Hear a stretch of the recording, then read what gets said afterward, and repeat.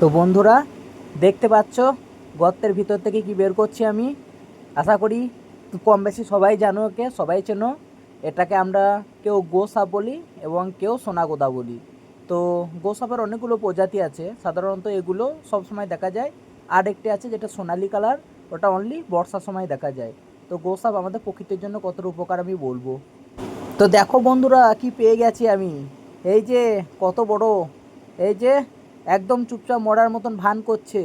দেখবে তোমরা লাস্টে দেখতে পাবে, আমি যেই ছেড়ে দেবো আর ছুটে চলে যাবে। এই গর্তের ভেতরে ছিল, আমি ঠিক গর্তের ভেতর থেকে বের করলাম, তোমরা দেখতে পেয়েছো প্রথমেই। তো এগুলো হচ্ছে গোসাপ বা কেউ সোনাগোদা বলে। তো তোমরা দেখতে থাকো পুরো ভিডিওটা। গোসাপ আমাদের জন্য যে কতটা উপকার বন্ধুরা, তো আমি বলছি। গোসাপ সাধারণত কাউকে কামড়ায় না এবং সচরাচর কাউকে আঘাত করে না। গোসাপ ওরা ব্যাঙ, অন্যান্য সাপ এবং চন্দ্রবোড়ার মতো সাপ ওরা খেয়ে থাকে। আমার নিজের চোখে দেখা বড় বড় চন্দ্রবোড়া সাপকে এরা খেয়ে নেয়। এদের জন্য আমাদের অনেক বিষধর সাপ নিয়ন্ত্রণে থাকে।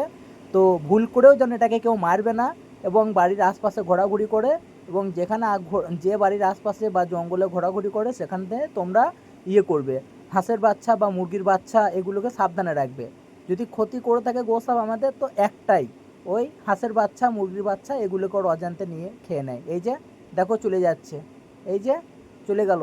হয়তো তোমরা প্রথমে ভাববে সাপটিকে আমি মেরেছি বা মরে গেছিলো, ওরামটা কিছুই না।